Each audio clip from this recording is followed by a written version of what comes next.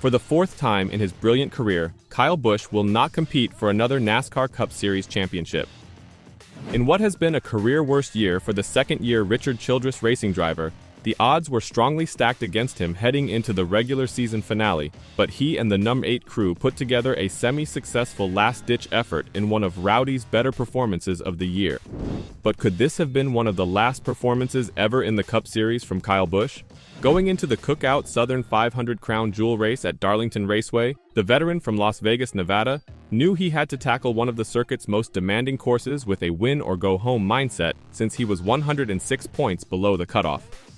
However, given RCR's recent comeback during the Olympic break, a walk-off victory was not out of reach.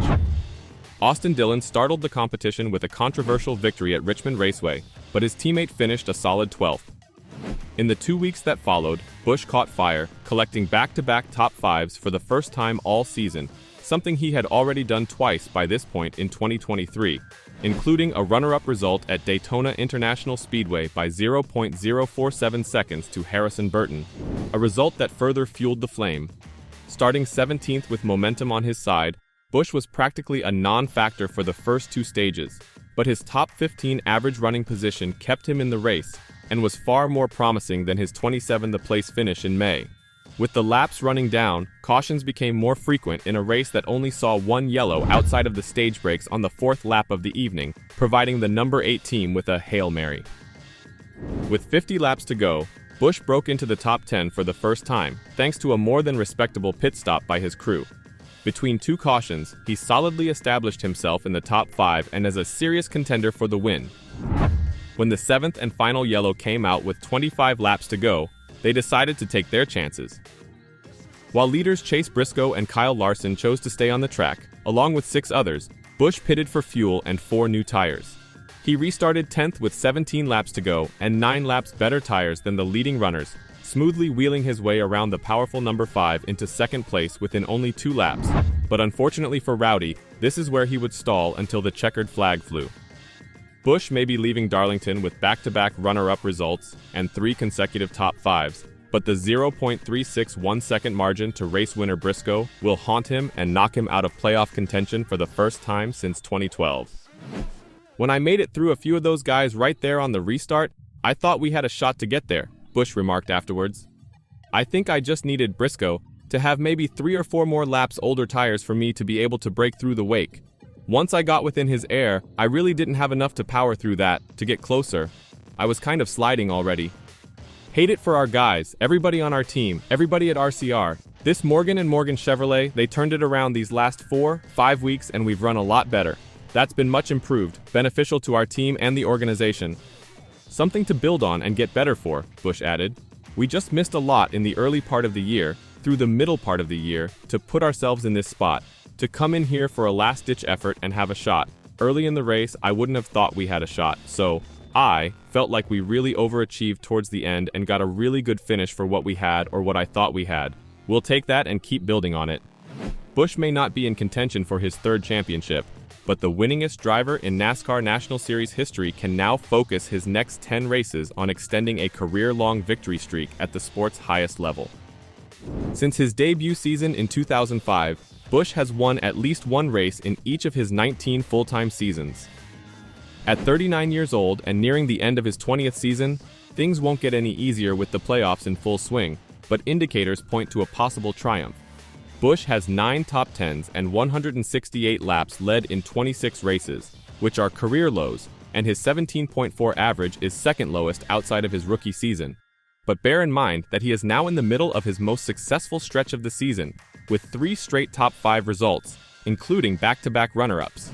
If that wasn't enough, the round of 16 will take place at Atlanta Motor Speedway, where he finished 3rd and won by 0.007 seconds in February. While all eyes are on the postseason drivers and the race for the title, don't rule out Busch as a possible spoiler on any given Sunday.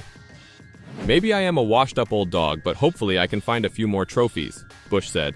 I wanted it last week. I wanted it this week. There's been a lot of opportunities. I can count them at least on a hand. Maybe I need 2 hands to count opportunities that have slipped away. We're achieving right now and getting success from those runs and pulling into finishes that we need. So, Kyle Busch will complete the regular season with back-to-back runner-up performances, coming agonizingly close to securing his postseason spot, but falling just short. He was left to think about all the times the checkered flag slid through his fingers. Notably, in March, he was the middle vehicle in a three-wide picture in Atlanta, missing out on victory by only a few inches. The veteran driver now has 10 weeks to extend his record string of 19 consecutive Cup wins. He could have won the race a week earlier, as Kyle Busch remarked after the Coke Zero Sugar 400 at Daytona, that he did all he could to pass Harrison Burton on the final lap, besides just flat-out wrecking him. Fast forward 8 days to Sunday's Southern 500 at Daytona, and Busch is in the same situation. Busch raced Chase Briscoe clean in the final laps of Darlington, much like he did at Daytona. Busch finished second in Darlington, just like he did at Daytona, missing the playoffs for the first time since 2012. While not the outcome he desired, or frankly required, Jordan Bianchi of The Athletic was pleased to see that Busch didn't do anything silly, in contrast to his Richard Childress teammate Austin Dillon intentionally wrecking Joey Logano and Denny Hamlin on the final lap at Richmond to take the checkered flag. Credit to Kyle. Kyle didn't do anything silly, Bianchi stated on the Teardown podcast. This wasn't a repeat of the Austin Dillon thing. He raced Briscoe straight up and they both raced hard, and it was great to see. Busch's performance at Daytona and Darlington differed significantly, as he never came close enough to Briscoe's bumper to make things interesting. If he had, Jeff Gluck of The Athletic feels we could have seen some interaction between Busch and Briscoe. I think had Kyle Busch gotten a little bit closer at the very end there, maybe he tries to put the bumper to him or something, according to Gluck. I'm not saying he would have wrecked him, but there might have been some contact if it had been close. Busch was asked after the race how vital it was to race Briscoe cleanly. In his opinion, it's irrelevant, because he never came near enough to make any possible moves. I didn't even get close enough to have an opportunity, so it's irrelevant, Busch said. Busch came up just short at Darlington, but it was another positive outcome in a season that has been maybe his most difficult in the Cup Series. He enters the remaining 10 races of the season on a 3-race top 5 streak, which he aims to extend. This Morgan and Morgan Chevrolet, they turned it around these last 4-5 weeks, and we've run a lot better. That's been much improved, beneficial to our team and the organization, Busch said.